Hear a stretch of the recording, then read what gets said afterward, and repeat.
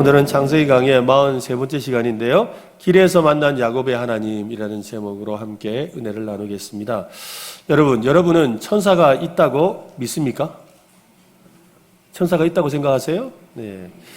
혹시 천사가 여러분을 보호해준 그런 경험이 있습니까? 저는 이 천사가 도와주었다고 확실하게 느낀 두 번의 사건이 있었습니다. 군대에 있을 때 이 산에서 이 작업을 하다가 뒤쪽으로 뒤에 이렇게 뒷걸음질 치면서 내리막을 내려오면서 작업을 하다가 굴러떨어진 적이 있습니다. 한 10m 이상을 굴러떨어졌는데 가파른 경사에 이 돌과 이 잡목이 우거지는 곳에서 막 굴러떨어진 거예요. 한참을 굴렀습니다. 굴으면서 야, 죽는구나 이 생각이 났어요. 그런데 죽는구나라는 생각과 함께 저를 위해 기도하는 어머니와 또 친구들의 그 기도 소리가 들리더라고요. 누군가가 그리고 저를 안고 있는 것처럼 그렇게 느껴졌어요. 신기하게도 10m 이상을 굴러 떨어졌는데 긁힌 것도 없고 다친 것도 없었어요. 천사가 붙잡아줬다고 저는 믿습니다. 또 한 번은 신학대학원에 다닐 때였는데요. 가족들과 함께 이 부산에서 이 안산으로 이제 집으로 돌아가는 길이었습니다. 비가 엄청나게 내리고 있었는데 이 고속도로를 운전하다가 빗길에 자동차가 미끄러졌어요. 빗길에 미끄러졌는데 두 바퀴 반을 돌고 이렇게 섰거든요. 근데 이 두 바퀴를 반을 돌면서 두 번 이 경계석, 이 갓길에 있는 경계석을 받았어요. 이 두 번을 덩 받고 한 바퀴 돌고 또 한 번 덩 받고 한 바퀴 돌고 그리고 반 바퀴 만에 서더라고요. 얼마나 충격이 컸는지 이 자동차 이 바닥 밑에 있는 프레임이 밀려가지고 꼭 그 차가 입을 벌린 것 같아요. 위에 이 본네트랑 밑에가 이렇게 떠서 이렇지요. 타이어는 완전 찢어져 버렸습니다. 그때도 차에 타고 있던 가족 중에 아무도 다친 사람이 없습니다. 큰아이가 한 7살쯤 되었는데요. 뒷좌석에 누워 있다가 이 바닥으로 이렇게 떨어졌어요. 그런데도 어디 다친 데가 하나도 없어요. 아내와 며칠 전에 아내는 그 사고가 있기 며칠 전에 TV에서 이 빗길에 미끄러지는 이 사고를 나는 것을 보고서 빗길에는 이 미끄러질 때 브레이크를 밟으면 안 된다라는 이야기를 들었던 게 기억나나 봐요. 그래가지고 아주 침착하게 지금 뭐 차가 돌고 있는데 브레이크 밟지 마세요. 너무 차분하게 이야기하는 거예요. 그래서 저는 뭐 정신없다가 안 밟았는데 그랬는데 이 정말 경황이 없는 그 순간인데 두 사람 다 너무 평안한 거예요. 어제 이제 말씀을 준비 다 해놓고 집사람하고 한번 물었어요. 여보, 이거 그때 당시 기억나냐면서. 그러니까 그대로 이야기를 하더라고요. 근데 정말 두 사람 다 느꼈던 건 마치 누가 꼭 안아주고 있는 것처럼 평안했어요. 충격이 엄청났을 텐데 그냥 평안한 거죠. 분명히 천사가 저희 가족을 지켜주었다고 저는 믿습니다. 사고가 있기 전에 저는 너무나도 그 성령님의 그 능력을 되게 받고 싶었습니다. 성령의 은사를 받고 성령의 기름 부음을 받고 싶어서 간절히 기도하고 있었거든요. 그래서 하나님 앞에 기도하기를 성령의 능력을 주시든지 아니면 죽여주세요. 또 여기서 죽여주세요 또 나옵니다. 그래서 죽여주세요라고 했어요. 이 성령님의 능력이 없이 어떻게 목사의 일을 합니까? 나는 목사로서 성령의 능력이 있는 목사가 되고 싶습니다 하면서 뭐 간절히 기도했죠. 근데 뭐 별일이 없고 또 하나님이 크게 뭐 도와주시는 것이 없는 것처럼 느껴졌습니다. 근데 그 사고를 경험하고 난 뒤로 저는 다시는 죽여달라고 기도 안 합니다. 죽을 수 있다는 걸 알게 되었거든요. 정말 죽을 뻔한 사고였어요, 실제로. 그래서 빗길에, 빗속에서 타이어 터진 것을 이제 직접 막 다 가는 거죠. 온 몸이 다 젖었어요. 그냥 막 빗길에 갈면서 회개하며 얼마나 울었는지 몰라요. 하나님, 다시는 내가 죽겠다 안 하겠습니다. 다시는 안 하겠습니다. 하나님 살려주셔서 감사합니다. 하나님 감사합니다. 그랬지요.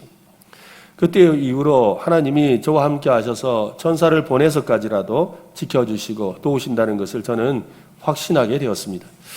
야곱의 생애 가운데 가장 중요한 두 가지 사건이 있는데요. 그 두 가지 사건은 밤에 일어난 하나님의 환상과 관련이 있습니다.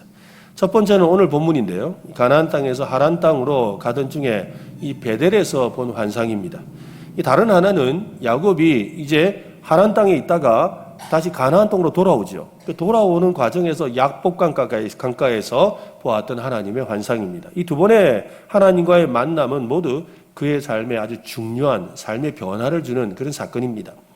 성도는 하나님을 만난 사람입니다. 우리가 하나님과 예수님을 믿게 된 것은 이렇게 예배 자리에 나오게 된 것도 하나님을 찬양하고 말씀을 듣고 기도하는 것도 하나님을 만났기 때문에 가능한 겁니다. 여러분 하나님 만나셨어요? 네, 그죠. 하나님을 만났는데 실제로 우리의 눈으로 만난 것이 아니죠. 우리의 영이 하나님을 보는 겁니다. 하나님은 보이지 않는 분이시기 때문에 우리의 영이, 보이지 않는 영이 하나님을 만나는 거예요. 그래서 영혼이 맑은 사람은 하나님을 볼 수 있다라고 한 것이죠. 성도는 영혼의 창을 통하여서 하나님을 보게 되니까 이 창을 깨끗하게 해야 되죠. 그래서 우리 안에 있는 죄를 회개하고 정결하고 거룩한 마음으로 나올 때 우리는 이 예배 시간을 통하여 우리의 삶 가운데 하나님을 만나게 될 줄로 믿으시기를 바랍니다. 윌터 브루크만이라는 유명한 구약신학자는 오늘 본문에 대해서 이렇게 말을 합니다. 야곱은 꿈과 더불어 그의 삶의 변화가 시작된다. 꿈은 부끄러운 과거에 대한 우울한 반추가 아니라 오히려 하나님과 새로운 미래에 대한 현시다. 즉 야곱이 꿈을 꿈으로 말미암아 새로운 미래에 대한 것을 하나님이 말씀해 주셨다라는 겁니다. 야곱은 아버지 집을 떠나서 외삼촌이 사는 밧단 아람 하란에 있는 그곳으로 가게 됩니다. 하란으로 가는 중에 밤을 맞이하게 되었습니다. 돌을 베고 잠을 자다가 꿈을 꾸지요. 그 꿈은 우리가 너무나도 잘 아는 꿈입니다. 여러분 12절 말씀인데요. 한번 더 읽어볼까요? 같이.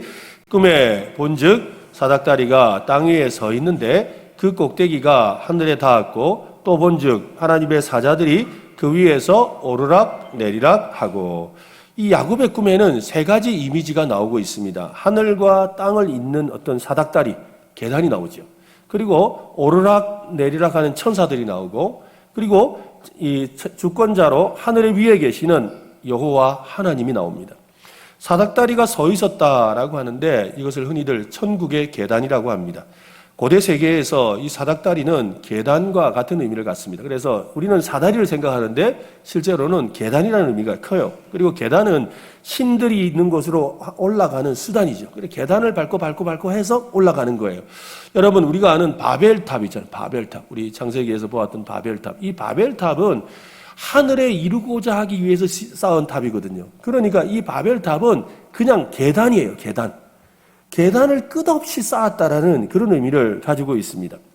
바벨탑을 쌓아서 이 하늘로 올라가려고 했던 인간들을 비웃기라도 하듯이 오늘 본문은 하늘과 땅이 연결되는 것은 하나님의 은혜로 가능하다는 것을 말해주죠. 사람이 계단을 놓는 것이 아니라 하나님이 계단을 놓으셨다는 것입니다. 여러분 구약에서는 아직 구체적으로 말하지 않지만 이 계단이 누굽니까? 예수 그리스도시죠. 예수 그리스도가 우리의 계단이 되셔서 하나님께 이르게 하는 거죠. 또 하나님의 은혜가 예수 그리스도를 통하여 우리에게 오시는 거예요. 그래서 예수님은 자기를 나는 길이라고 그러셨고 나는 문이라고 그러셨죠. 바로 그 이유가 여기에 있는 것입니다. 야곱은 꿈속에서 천사들이 계단 위를 오르락 내리락 하는 모습을 보았습니다.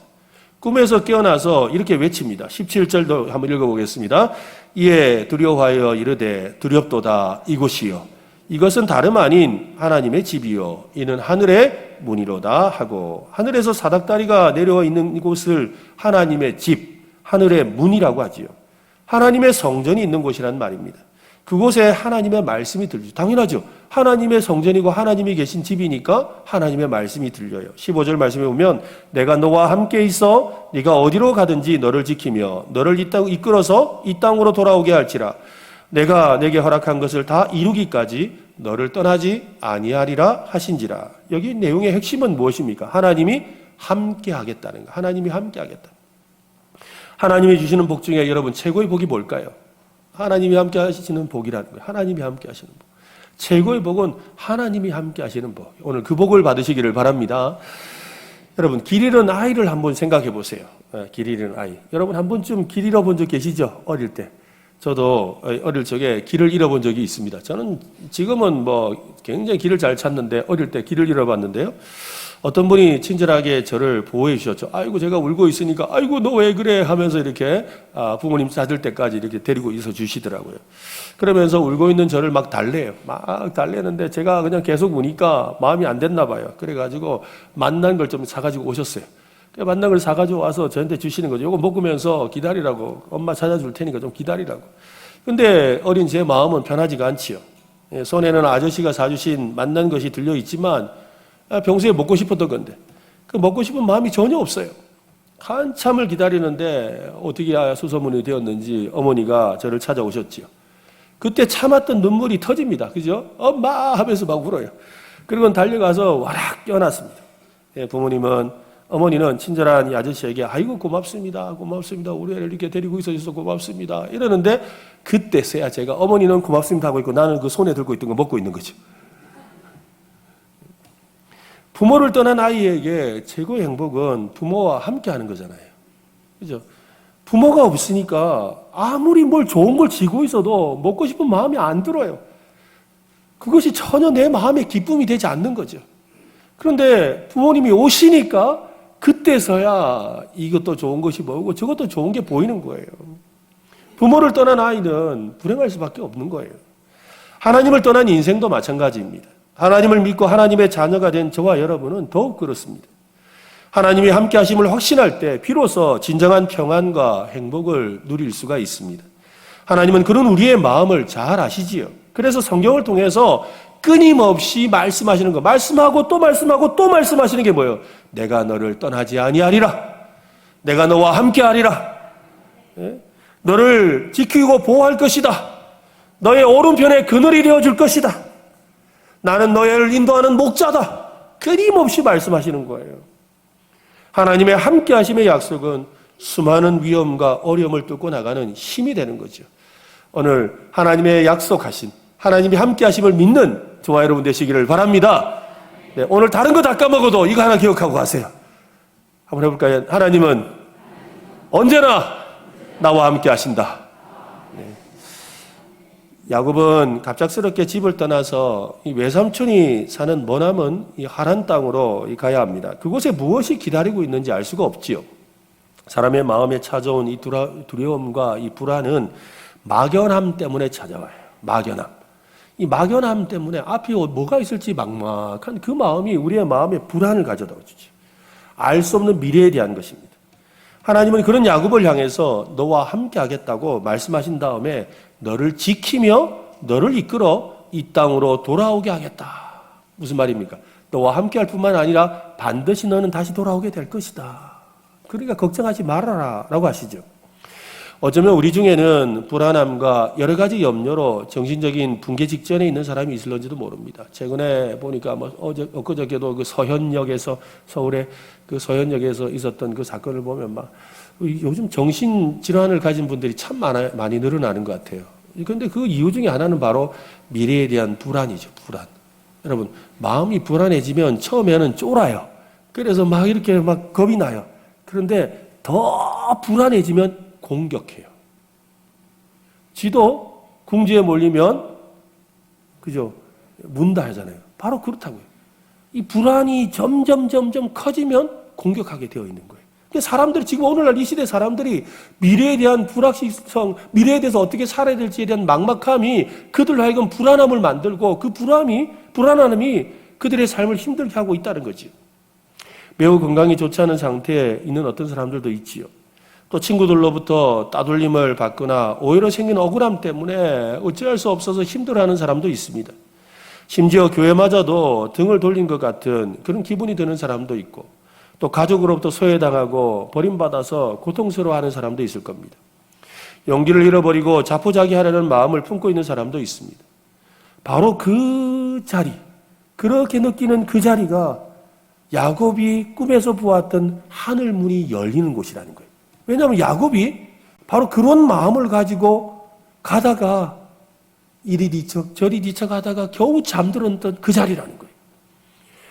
하나님은 우리의 그 상실의 길 위에서, 고통의 길 위에서, 외로운 길에서, 좌절의 길에서, 심지어 앞이 꽉 막힌 막다른 길에서 하늘의 문을 여시고 사닥다리를 내려주시는 줄로 믿으시기를 바랍니다. 믿음의 눈을 들면 하늘 문이 열리고 천국의 계단을 오르락 내리락 하며 분주하게 움직이는 천사가 보입니다. 천사는 저와 여러분을 위해 바쁘게 움직이고 있습니다. 여러분 하나님이 계시다는 것을 믿는다면 천사도 믿어야 합니다. 히브리서 1장 14절 말씀 같이 한번 읽어볼까요? 시작. 모든 천사들은 섬기는 영으로서 구원받을 상속자들을 위하여 섬기라고 보내심이 아니라. 구원받을 상속자가 누굽니까? 그죠? 우리예요. 다시 구원받을 상속자가 누구라고요? 나를 위하여 섬기라고. 누구를? 천사를 보냈다는 거예요. 우리는 모두 지존하고 또 전능하신 하나님의 그늘 아래서 살고 있습니다. 어떤 사람은 야곱처럼 꿈에서 그 음성을 듣기도 하고 보기도 합니다. 하지만 대부분의 성도는 저와 같은 설교자를 통해서 하나님의 음성을 듣게 하시죠. 오늘 그래서 이 설교의 자리에 하나님의 음성이 여러분에게 들리는 겁니다. 오늘 하나님의 음성을 전달해 드리겠습니다. 내가 너와 함께하며 너를 떠나지 않을 것이다. 너를 지키고 보호할 것이며 버리지 않을 것이다. 이것이 여러분을 향한 여러분에게 주시는 하나님의 음성인 것을 믿으시기를 바랍니다. 우리가 하나님에게서 떠날 수 있을까요? 없을까요? 떠날 수 있을까요? 없습니다. 아무리 얕은 곳이라도, 아무리 높은 곳이라도, 아무리 멀고 동떨어진 곳이라도 하나님이 안 계시는 곳은 없어요. 하나님이 안 계신 곳은 없죠. 어디에나 계십니다. 저는 시편 139편의 이 찬양을 참 좋아하는데요. 그 말씀 중에서도 특별히 7절부터 10절에 있는 그 내용을 참 좋아합니다. 내가 주의 영을 떠나 어디로 가며 주의 앞에서 어디로 피하리이까? 내가 하늘에 올라갈지라도 거기 계시며 수월에 내 자리를 펼지라도 거기 계시니이다. 내가 새벽 날개를 치며 바다 끝에 가서 거주할지라도 거기서도 주의 손이 나를 인도하시며 주의 오른손이 나를 붙드시리로다. 저는 이 내용 중에 9절에 내가 새벽 날개 치며 바다 끝에 가서 거주할지라도. 여러분, 새벽 날개를 치며 바다 끝에 거주한다는 이 표현은 아주 시적인 표현인데요. 기가 막힌 표현이에요. 여러분, 새벽 날개가 뭡니까? 새벽 날개. 짙은 밤 어둠이 한순간에 사라지고 밝아오는 모습을 시적으로 표현하는 거예요. 바닷가에서 이렇게 이 해가 뜨기를 기다리면 칠흑같이 어둡죠. 어두운데 갑자기 하늘이 빨개져요. 저 수평선 너머에 빨개지면서 그 다음에 태양이 떠오르는데 그 태양이 얼마나 이글거리는지 몰라요. 그리고 굉장히 빨라요. 지금 하늘을 보면 태양이 그냥 그대로 있는 것 같은데 눈을 보는데 그냥 진짜 이렇게 떠올라요. 이렇게 떠올라요. 굉장히 빠르게 떠오르고 그 태양도 크죠. 근데 그 태양이 떠오르는 것을 가만히 보다가 이렇게 한 15도 방향으로 좀 더 뜨고 나면 갑자기 이 태양이 너무 밝아서 볼 수가 없어요. 그때 주변을 보면 세상이 환하죠. 정말 환해요. 어둠을 찾아볼 수가 없는 것이죠. 새벽 날개라는 것은 이 태양의 빛이 오는 순간 어둠이 온 세상에서 완전히 사라지는, 순식간에 사라지는 것처럼 그렇게 빠른 시간을 말하는 거예요. 우리 말로 하면 눈 깜짝할 사이. 내가 눈 깜짝할 사이에 저 바다 끝에 가서 거할지라도, 무슨 말이에요? 눈 깜짝할 사이에 손오공처럼 달렸다는 거예요. 그래서 저 바다 끝에 갔는데 이제는 하나님에게서 벗어났겠거니 생각을 했는데 그곳에도 주의 손이 나를 인도하시며 주의 오른손이 나를 붙드시더라 라는 것이지요. 하나님이 우리를 붙들어 주신다는 것입니다. 야곱은 여러 가지 이 상념에 뒤척이다가 잠이 들었습니다. 어머니를 다시 볼 수 있을지, 다시 집에 돌아올 수 있을지, 아버지의 그 축복을 받기 위해 그렇게까지나 할 만한 일이었는지. 그래서 평소에도 잠을 많이 잤는데 오늘은 평소와 다른 그런 공기를 느꼈지요. 마음이 굉장히 혼란스러웠습니다. 그는 깨닫지 못하고 있었지만 하나님이 함께하고 계셨지요. 야곱은 여호와께서 이곳에 계신다라는 사실에 놀랐어요. 아니, 여기 계신다고? 놀란 거예요. 저 바다 끝에, 아니, 여기 계신다고? 놀란 거예요. 16절과 17절을 한번 보십시오. 16절은 제가 읽고 17절은 여러분이 읽습니다. 야곱이 잠이 깨어 이르되 여호와께서 과연 여기 계시거늘 내가 알지 못하였도다. 이에 두려워하여 이르되 두렵도다. 이곳이요, 이것은 다름 아닌 하나님의 집이요, 이는 하늘의 문이로다 하고, 그는 평범한 광야의 어느 한 곳이 거룩한 곳이 될 수 있다고 상상해 본 적이 없습니다. 거룩한 곳은 따로 있다고 생각한 거예요. 제단을 쌓고 만들어 놓은 어떤 성전과 같은 그런 곳에 있다고 생각했는데 그냥 평소에 늘 지나다니는 광야에 그냥 시간이 되어서 잠들었던 그 자리가 거룩한 곳이 될 수 있다고 꿈에도 생각 못했던 거죠. 하나님께서 계신 곳에서 자신이 하룻밤을 보냈다는 사실에 두려웠습니다. 야곱의 두려워하는 태도는 여호와 하나님을 만난 사람의 당연한 모습이죠. 이 두려워하다라는 이 표현은 성경에서 이 공포심과 함께 사모함이라는 의미가 같이 있어요. 이것을 다른 말로 경외심이라고 하죠. 경외심. 즉 우리가 이 예배에 와서도 이 경외심이라는 것이 필요합니다. 익숙하고 편안하지만 성부, 성자, 성령하고 찬양할 때, 성삼위 일체께 하고 찬양할 때 내 마음에서 이유는 알 수 없는 삼가 조심하고 싶은 마음이 들고, 또 뭔가 이렇게 하나님의 임재에 대한 이렇게 막연한 이렇게 불안함과 이 두려움이 찾아오는 것, 이것이 바로 경외심이라는 거예요. 이 경외심이 함께 해야 된다는 거죠. 이 경외심이 예배에서 너무 중요하죠. 모든 예배는 하나님 앞에서 느끼는 경외심에서 시작하기 때문에 그렇습니다. 예배 가운데 우리는 경외심을 느껴야 합니다. 야곱은 자신도 모르게 그곳을 하나님의 집이요 하늘의 문이라고 외쳤습니다. 그곳에는 문자적인 집은 존재하지 않지요. 그죠? 실제로 집이 있지는 않습니다. 물론 우리가 생각하는 그런 문도 없습니다. 집이 있느냐 문이 있느냐보다 더 중요한 것은 찬양과 예배를 받으시는 하나님이 있느냐라는 것이지요. 하나님은 이전에 아브라함이나 이삭에게 나타나셨던 모습과는 다른 모습으로 나타나셨어요. 그전에는 하나님이 먼저 나타나셔서 하나님께서 말씀하셨지요. 그리고는 그렇게 하라고 하셨죠. 아브라함에게는 내가 너에게 지시할 땅으로 가라. 이삭에게는 내가 너에게 말할 때까지 여기 있으라. 그렇게 말씀하셨단 말이에요. 그 말을 듣고 나서 하나님을 만난 그것을 기념해서 그들이 돌을 쌓고 제단을 쌓아서 하나님의 이름을 부르며 예배를 했습니다. 그곳에는 하늘 사닥다리라든지 아니면 하나님이 위에 계신 것을 본다라든지 천사가 오르락 내려가는 거 본 적이 없습니다. 그런데 야곱은 자신의 제단을 쌓기도 전에 하나님이 먼저 찾아오시죠. 그리고는 하나님은 그곳에서 자신을 보여주셨어요. 천사가 오르락 내리락 하는 하나님의 집을 먼저 보여주신 거예요.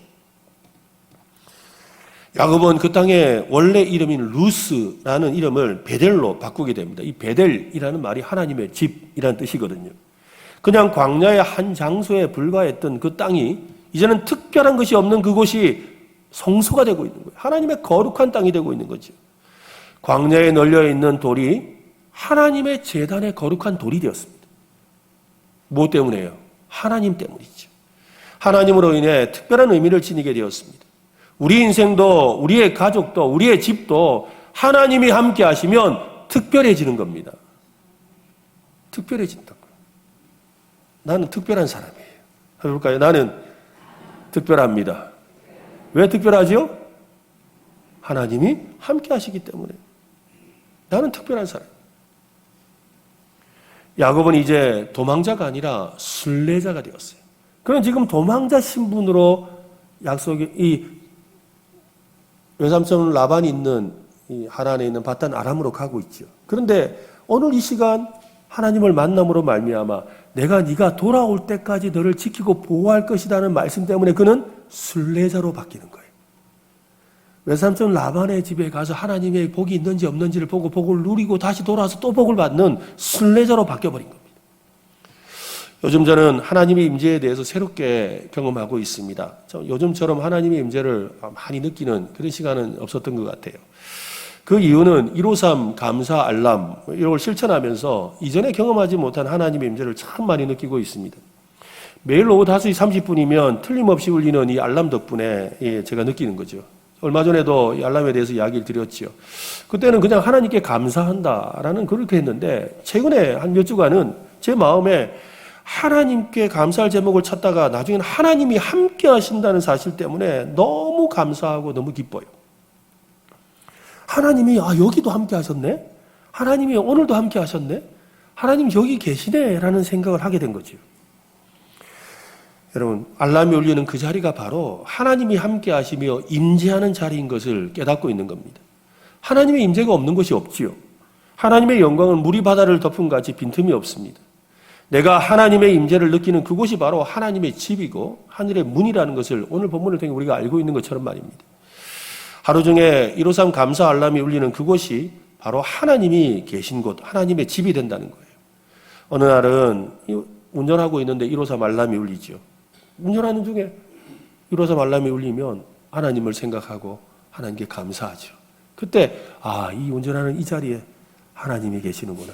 이곳이 하나님의 집이구나라는 걸 깨닫게 됐죠. 또 어떤 날은 식당에 갔는데 이로써 알람이 울려요. 밥을 먹고 있는데 알람이 울리는 거죠. 그때 하나님 오늘 내 삶 속에 지금 이곳에 하면서 이 하나님이 지금 이곳에 계시다는 것을 다시 한번 경험하죠. 어떨 때는 목양실에서 설교 준비를 하다가 이 알람이 울립니다. 이곳이 바로 하나님의 집이죠. 때로는 누군가와 대화를 하는 그곳이 하나님의 집이 되기도 합니다. 알람이 울리는 순간 잠깐 멈추고 하나님을 생각하는 그때 하늘에 사닥다리가 내려오고 천사가 오르락 내리락 하는 하늘문이 열리는 거죠. 내 발은 땅을 딛고 서 있지만 내 영은 이미 그 사닥다리를 통해서 하늘에 계신 하나님의 존전에 서 있게 된 것을 느끼게 됩니다. 야곱처럼 그 순간에 저는 고백하지요. 여호와께서 과연 여기 계셨거늘 내가 알지 못하였도다. 한번 해볼까요? 여호와께서 과연 여기 계시거늘 내가 알지 못하였도다. 여러분의 삶의 자리, 여러분이 걸어가는 길 위에 만나주시는 하나님으로 인해서 우리의 삶 속에서 과연 여기 계셨거늘 과연 여기 계셨거늘 이라는 이 고백을 하는 저와 여러분 되었으면 좋겠습니다. 야곱은 베델에서 하나님을 만나고 나서 돌을 세우고 기름을 부었습니다. 하나님께 기름을 예물로 드렸다는 말이지요. 이 도망자 야곱에게 어떻게 기름이 있었을까라고 이 말씀을 준비하다가 의심이 되더라고요. 아니 기름이 도대체 어디서 난 거야? 지금 뭐 도망간다고 바빴을 텐데 라고 생각이 들었어요. 그런데 가만히 말씀을 묵상하다 보니까 그는 도망자이면서 또한 한 가지 다른 일을 하려고 갔어요. 무슨 일을 하러 갑니까? 아내감을 구하러 가잖아요. 에서는 이 가나안 땅에서 아내감을 구하는 것 때문에 부모가 싫어했어요. 그래서 그 부모가 지금 외삼촌 라반의 집에 보내는 이유가 도망도 가지만 아내감을 구해오라는 거예요. 아내감을 구하려면 지참금을 가져가야 돼. 그러니까 선물을 가져가야 되죠. 그러니까 야곱에게는 뭔가 지금 귀중한 선물들이 좀 있었던 거예요. 근데 그 귀중한 선물들 중에 가장 귀중하고 값비싼 기름을 하나님께 예물로 드린 거예요. 야곱은 예물로 드린 다음에 하나님께 서원합니다. 서원 기도를 하죠. 이 서원이란 말은 자기 삶의 방향을 재조정하겠다는 그런 의지의 표현입니다. 우리가 하나님 앞에 뭘 서원한다는 말은요. 내가 하나님과 거래하고 흥정한다는 것이 아니라 하나님, 내가 이렇게 살아가도록 하겠습니다. 하나님 이렇게 한번 살아보겠습니다. 라고 하나님 앞에 내 삶을 재조정해서 그것을 약속드리는 것을 서원이라고 하는 겁니다. 가만히 생각해보면 우리도 야곱과 별로 다를 것이 없습니다. 예수님을 믿고 하나님의 자녀가 되었다고 가던 길을 멈추고 다른 길을 가는 것은 아닙니다. 예수님을 믿고 변화되어도 우리는 가던 길을 그대로 갑니다. 단지 그 길을 걸어가는 내가 바뀌었죠. 그 길을 걷는 목적이 바뀌어 있는 것입니다. 이것이 바로 신앙생활입니다. 여러분 예수 믿었다고 아내가 바뀌고 남편이 바뀝니까? 다른 여자 다른 남자가 되냐고요. 예수 믿었다고 갑자기 초가집이 무슨 휘황찬란한 대궐이 됩니까? 예수 믿었다고 해서 다니던 직장이 갑자기 바뀌어가지고 연봉을 더 줍니까? 아닙니다, 여러분. 그렇지 않다는 거예요. 가던 길을 그대로 가는 거죠. 오늘 야곱도 가던 길에 하나님을 만났지만 그는 계속해서 외삼촌 라반에게 있는 집을 이루도록 그 길을 걸어가는 거예요. 그런데 달라진 게 있죠. 뭐가요? 야곱이 바뀌어버린 거예요. 야곱이 바뀐 거예요. 도망자에서 순례자로 바뀐 것처럼. 오늘 우리도 마찬가지라는 거죠. 내가 바뀌는 거죠. 우리의 길이 바뀌고 상황이 바뀌기를 우리는 기도하지만 정작 바뀌어야 되는 것은 나 자신이라는 거예요. 내가 바뀌게 되는 거예요. 나를 바꾸는 길은 오직 하나님을 만나는 길밖에 없습니다. 하나님을 만나면 삶이 바뀌는 것을 넘어서 사람이 바뀌죠. 새로운 사람이 되죠. 그리스도 안에 있으면 새로운 피조물이라고 말씀하신 이유가 거기에 있는 겁니다. 야곱은 하나님께 서원합니다. 그 서원 내용을 한번 보십시오. 20절로 22절인데 야곱이 서원하여 이르되 하나님이 나와 함께 계셔서 내가 가는 이 길에 나를 지키고 먹을 떡과 입을 옷을 주시어 내가 평안히 아버지 집으로 돌아오게 하시며 오면 여호와께서 나의 하나님이 되실 것이요 내가 기둥으로 세운 이 돌이 하나님의 집이 될 것이요 하나님께서 내게 주신 모든 것에서 10분의 1을 내가 반드시 하나님께 드리겠나이다 하였더라. 베들에서 이 하나님을 예배하겠다는 야곱의 약속은 서원을 통해서 엄숙해졌습니다. 하나님의 말씀을 그대로 믿었고 자신이 드린 것과 하나가 되기로 약속한 거지요. 그 증거로 하나님이 자기에게 주신 모든 것에서 10분의 1을 떼어서 드리겠다고 약속합니다. 이 11조는 하나님께 감사와 복종을 표현하는 겁니다. 여러분, 이 11조의 의미가 그래요. 11조는요, 하나님께 하나님이 내게 모든 것을 주신 것에 대한 감사. 그리고 또 한 가지는 나는 하나님의 종입니다. 하나님의 종입니다. 라는 그런 뜻의 의미로 하나님의 뜻에 복종합니다. 하는 의미로 11조를 드린다는. 그래서 감사와 복종이라는 의미가 숨어 있어요. 어떤 신학자는 이 야곱에 바치려는 11조는 단 한 번의 선 예물로 바치는 것이 아니라 자신이 늘어난 재산의 11조를 정기적으로 계속해서 바치겠다는 뜻이라는 거예요. 야곱은 11조를 드리겠다는 약속을 통해서 예배하는 자의 모범을 보여주고 있습니다. 10분의 1을 드리겠다는 것은 자신의 모든 것이 하나님이 주신 것임을 인정한다는 뜻이거든요. 모두 하나님께 바친다는 의미로 10분의 1의 대표성을 두고 드리는 거예요. 사실은 11조를 드리는 건 이 모든 것이 다 하나님의 것인데 그 중에 10분의 1을 떼어서 하나님의 것입니다 하고 인정하는 거예요. 그것을 드리는 거죠. 자신의 헌신을 담아서 드리는 겁니다. 이 자신의 헌신하며 하나님께 드리는 야곱의 이 행동이 후대의 예배자들이 따라야 될 모범이 된 거예요. 그래서 우리도 11조 생활을 하게 되는 거지요.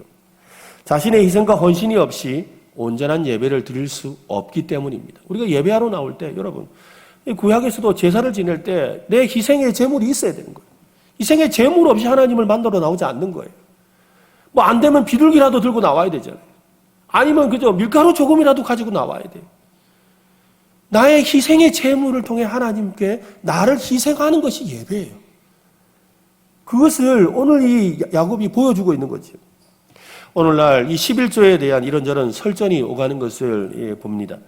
유튜브나 어떤 강의나 또 뭐 책을 통해서 11조는 없다라고 하면서 11조 무용론을 펼치죠. 심지어는 초대교회에서는 11조 제도가 사라졌기 때문에 이건 11조는 구약시대의 이야기고 오늘날은 안 해도 된다라고 그렇게 주장하기도 합니다. 그런데 그렇게 주장하는 것은 성경을 제대로 살펴보지 못한 잘못입니다. 초대교회에서 11조를 강조하지 않은 것은, 여러분, 초대교회에서 11조를 강조하지 않는 것은 당시 성도들은 10분의 1을 드린 것이 아니라 그냥 전 재산을 바쳤거든요. 바나바가 재산을 팔아서 교회에다가 내놓았어요. 그러니까 그걸 보고서 흉내냈던 사람이 있죠. 누굽니까? 아시로 시작하는데 아나니아와 삽비라. 아나니아와 삽비라가 그들도 똑같이 재산을 팔았어요. 팔기는 팔았는데 드리려고 하니까 아까워서 반만 드렸잖아요. 초대교회에서는 11조가 아니라 그냥 전 재산이었다는 거예요. 말씀을 가르치는 자와 성도와 교회를 섬기는데 자신의 모든 것을 내어드리는 것이 초대교회의 삶이었습니다. 11조는 구약에서나 신약에서나 오늘날에도 그 사용처는 변한 것이 없습니다. 자신의 전부를 드리는 헌신을 마음을 담아서 하나님께 11조를 드리면 그 11조를 가지고 제일 첫 번째는 교회를 섬기는 목회자를 살해하는 데 씁니다. 또 두 번째는 어려운 지체들을 돕는 구제하는 일과 전도와 선교하는 일에 사용합니다. 그리고 마지막으로 교회를 운영하기 위한 각종 경비에 사용되게 되는 거지요. 큰 교회든 작은 교회든 교회는 예배하는 성도들이 드리는 그 11조를 통해서 하나님이 영광을 받으십니다. 11조 생활은 자신이 얼마나 하나님께 헌신된 삶을 사는가를 보여주는 척도예요.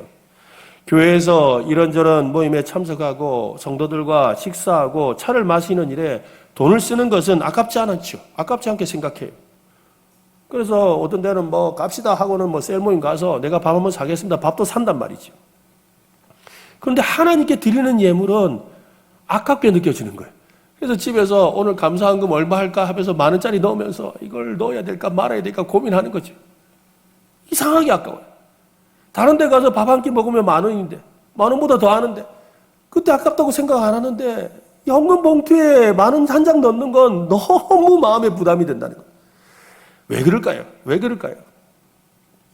하나님께 드리는 예물이 아깝다고 느껴지는 것은 그 일이 영적인 일이기 때문에 그래요. 여러분이 구두쇠라서 그런 게 아니라 영적인 일이라서. 그 영적인 일을 누가 방해하는 거예요? 마귀가 방해하는 거예요. 마귀가 마음속에서 끊임없이 방해하는 거예요. 하나님 앞에 자신을 드리는 것을 방해하는 거죠. 그래서 그걸 못하게 막는 거예요. 사실 계산해 보면 하루 좋은 곳에 가서 가족들과 혹은 좋은 분들과 외식 한번 할 때, 여러분 외식 한번 할 때 2, 30만 원 쓰잖아요. 근데 11조 그만큼 내려고 그러면 얼마나 마음이 떨립니까? 마음이 엄청 떨리거든요. 여러분, 그거 어떤 분들은 믿지 않는 가정에서 나오는 분들은 11조를 어떻게 해야 되나 고민하는 분도 계시죠. 여러분의 믿음의 분량대로 하십시오. 생활에 11조를 하시든, 생활비에 11조를 하시든, 아니면 남편 월급에 11조를 하든, 그건 여러분의 마음이에요. 여러분의 믿음의 문제라는 거예요. 중요한 것은 11조 생활은 자신의 영적인 현주소를 보여준다는 거죠. 지금 내가 하나님 앞에서 드리는 이 11조 생활이 나의 진짜 영적인 생활을 보여준다는 겁니다. 야곱이 하나님께 제단을 쌓고 서원하는 그 속에는 베델에서 만난 하나님에 대한 믿음의 고백이 담겨 있습니다. 앞으로 그의 인생의 구심점은 베델이 되게 하겠다라는 그런 고백이죠. 그는 다시 고향으로 돌아와야 합니다. 에서와 아버지를 속이면서 받아내었던 팥죽 한 그릇에 형 장자권도 사고 또 에서라고 속여가지고 거짓말을 해서 아버지의 축복을 다 받았는데 그 받은 것이 실제가 되려면 하란 땅에서는 안 돼요. 가나안 땅으로 와야 돼요. 다시 돌아와야지만 복을 받아요. 그러니까 그는 반드시 돌아와야 합니다. 야곱은 자기 아버지 집으로 돌아오는 것이 아니라 지금 이곳 하나님을 만난 베델로 돌아오겠다고 약속하지요. 나중에 우리가 이제 계속해서 야곱 이야기를 살펴볼 텐데 야곱은 이 베델을 굉장히 중요하게 생각합니다. 하나님을 만난 특별한 곳이기 때문에 자기 인생에 있어서 이 베델이 자기의 목숨과도 같은 곳으로 생각을 해요. 야곱은 제2의 고향, 영적인 고향으로 베델을 생각하는 겁니다. 여러분에게 하나님을 만난 베델은 어디입니까? 하늘 사닥다리가 펼쳐지고 하나님의 집이고 하나님의 문이 열렸던 그 베델은 어디입니까? 여러분의 인생의 구심점이 되어주는 베델은 어디입니까? 하늘에 맞닿은 그 천국의 계단에서 천사들이 오르락 내리락 하는 그 베델이 어디냔 말이지요. 소원하기는 바로 이곳 은혜로 교회가 여러분의 베델이 되었으면 좋겠습니다. 그죠? 여러분이 앉아있는 이곳, 이 자리가 여러분의 삶에 하나님이 함께 하시며 도와주시고 지켜주시고 복을 주시는 그 하나님을 만나는 베델이 될 수 있기를 바랍니다. 그리고 이곳에서 하나님을 향해서 나의 하나님, 나의 하나님. 사실 하나님은 그렇게 말씀하셨거든요. 나는 아브라함의 하나님, 이삭의 하나님이다 라고 나타나셨어요. 그랬는데 이 야곱은요 얼마나 욕심이 많은지 아브라함 우리 할아버지 필요 없어. 아버지 이삭 필요 없어. 뭐라고요? 나의 하나님이 되어주시며 나의 하나님. 하나님은 여러분의 하나님이십니다. 나의 하나님이십니다. 그 하나님이 이곳에서 만나주시고 지켜주시고 보호해주실 줄로 굳게 믿으시기를 바랍니다.